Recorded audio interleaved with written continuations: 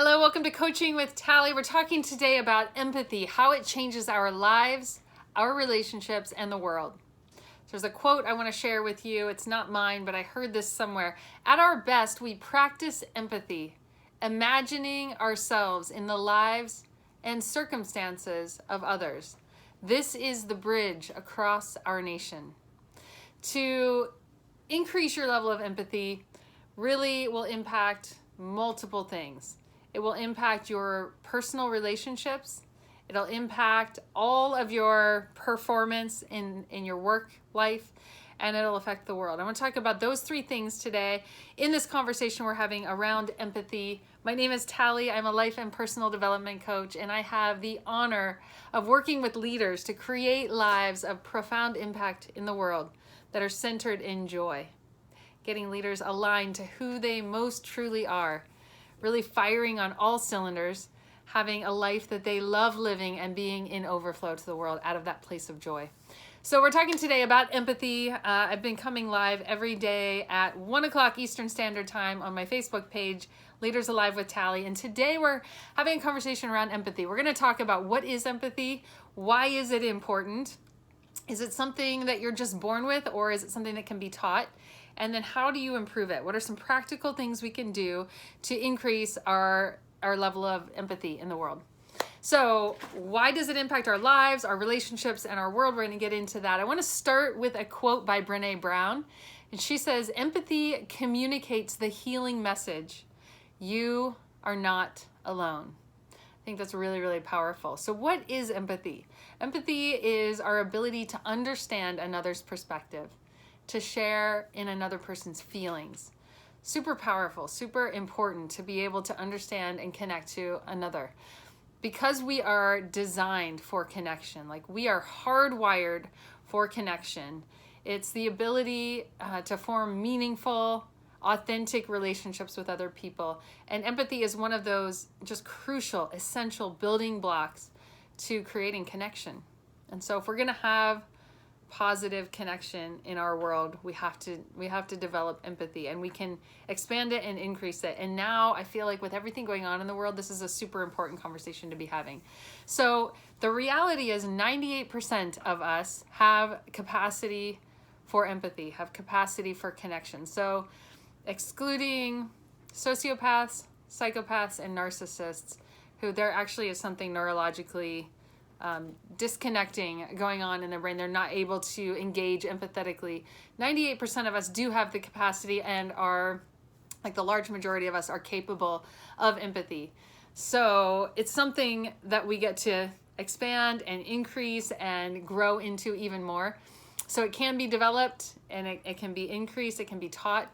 And really, why is it important? Why are we having this conversation around empathy? So why it is important? So it will increase your personal relationships, cause you to have healthier relationships, your workplace, and the world. So without empathy, you actually cannot have successful relationships personally. Your performance, your sales, your teamwork in the workplace is incredibly diminished. It significantly diminishes. And the world becomes a much darker, less functional place to live without empathy.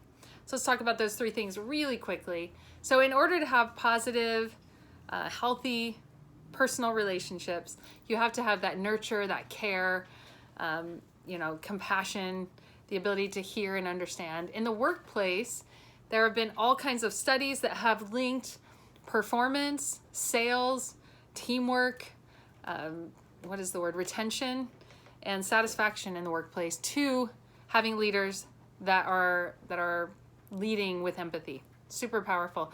And then the world, at a global perspective, it's infinitely important that we have empathy. So when you think about natural disasters, all kinds of things going on in the world, certainly the conversation we're having right now, being able to have empathy for someone else is huge. When you think of natural disasters and strangers like driving or flying across the country to go and give their time to support and help, that comes from a place of empathy, from thinking what it would be like if you were going through that same thing, and what would you need or want support with. So beautiful. There's a story that I want to tell, but I don't think I have time. So can it be taught? Can empathy be taught? Absolutely. Empathy can be taught. And in fact, when you teach it to children, it's incredibly supportive. Just getting them thinking, and yourself, if you're an adult hearing this, getting yourself thinking in terms of what would I feel if I were in that experience? So teaching children, like, what would you feel if somebody made fun of you or somebody said that to you? What would you experience? And the positive too. Like, how would that make you feel if somebody shared their new toy with you? You know, just thinking about what your experience would be if you were in that situation is really, really helpful. And having that neurological pathway formed and practiced will cause that to happen more and more. Reading fiction is one of the things I came across in my research around empathy. Reading fiction or stories, nonfiction, about other people's lives, people in other cultures, people in other circumstances, develops a tremendous amount of empathy.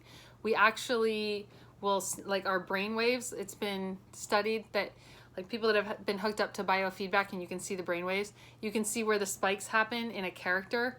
Or there are studies of therapists who have done this with their clients where they're both hooked up to biofeedback machines, and you can see the tracking of like the emotional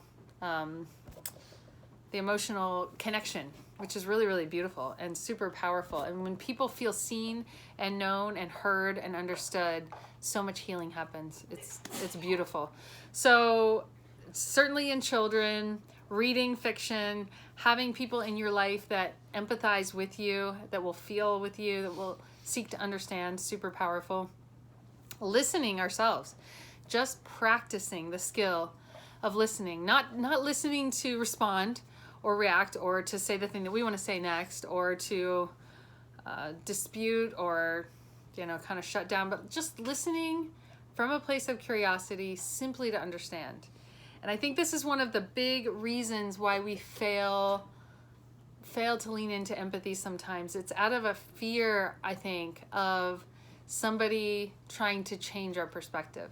So when we feel we're really right about something, we don't want to listen sometimes because we don't want somebody trying to change our perspective or change our belief system or change our value or that kind of thing. So there's a fear of, if I listen, if I connect to and empathize with what this person is feeling or experiencing, then they're going to try and change my belief system.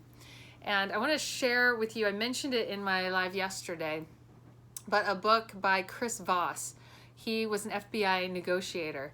And one of the things he talks about, one of the most powerful tools to negotiation is the power of empathy, of being able to listen and really hear, like be curious about what it is that's driving the motive behind what's going on for someone, and be able to reflect back to them that you hear and understand.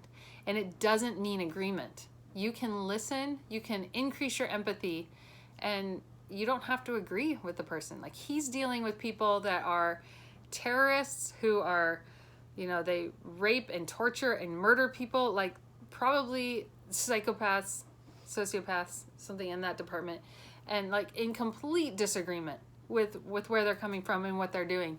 And yet empathy still works. It's incredibly powerful. He's seen it again and again and again working with these people. When he gets to that place of being able to empathetically lean in, to hear, to understand what it is they're saying, where they're coming from, what is the underlying message motivating what they're sharing, it's amazing, the results. Like, often they'll just turn over the hostage. I was like trying to find the word.